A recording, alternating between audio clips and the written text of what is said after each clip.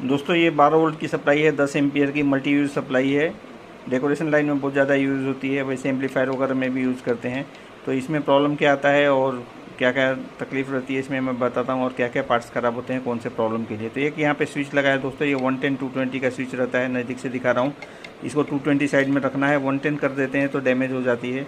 और ये कंडेंसर लगे रहते हैं, इसमें वोल्टेज इसका कम रहता है, 220 वोल्ट का लगा रहता है, क्योंकि दोनों कंडेंसर सीरीज में लगे रहते हैं। ये डायरेक्ट सप्लाई पे नहीं लगे रहते हैं, सीरीज में लगे रहते हैं। जब ये स्विच हम इस तरफ करते हैं तो ये डायरेक्ट हो जाते हैं और ये कंडेंसर फट जाते हैं और आपकी सप्लाई डैमेज होती है।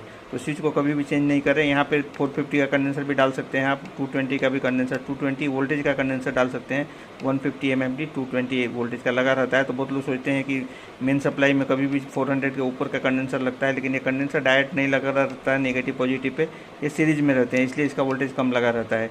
यहाँ पे जो ट्रांजिस्टर आते हैं, यहाँ पे मॉसफेट नहीं आता है दोस्तों, 2 ट्रांजिस्टर आते हैं, मैंने निकाला है, ख़राब हो गए थे। यहाँ पे रख देता हूँ, इस टाइप के है, देखिए इसका नंबर है 13005 और बड़े साइज़ में लगे रहते हैं 13009 लगे रहते हैं। तो इसमें जो भी रहे, ये ट्रांजिस्टर है दोस्तों, इसका टेस्टिंग अलग रहता है, इसको अलग से हमने बताया है, अब फिर से बताएंगे कि कैसे चेक करते हैं। यहाँ आईसी लगी रहती है 7500, ये आईसी बहुत स्टेबल आईसी है, बहुत कम ख़राब होती है। सेकेंडरी में यहाँ पे डैमेज हो जाने के बाद भी आईसी में प्रॉब्लम नहीं आता है, क्योंकि यहाँ पे ट्रांसफार्मर लगा है। ये जो ड्राइव रहता है इसको ड्राइवर ट्रांसफार्मर ही बोलते हैं इसको। इसका जो आईसी का ड्राइव वोल्टेज है वो ड्राइवर सेकेंडरी से जाता है, प्राइमरी सेकेंडरी से, या इसलिए ये ट्रांसफार्मर के थ्रू रहता है, इसलिए ये आईसी डैमेज नहीं होती, आईसी को कोई प्रॉब्लम नहीं आता है।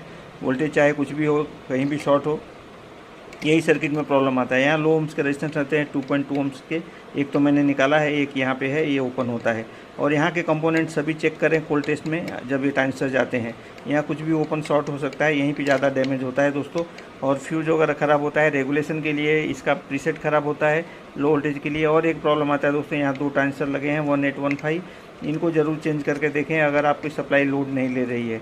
5 वोल्टेज से आपको बराबर दिखाएगा या 12 वोल्ट बराबर दिखाएगा। ये सप्लाई 5 वोल्ट में भी आती है, इसलिए मैं 5 वोल्ट बोल रहा हूँ, 12 वोल्ट दिखाएगा, लेकिन जब आप लोड दोगे तो सप्लाई कम हो जाएगी और ब्लिंक करेगी। तो आप उस समय में ट्रांजिस्टर चेंज करके देखें और प्रीसेट चेंज करके देखें।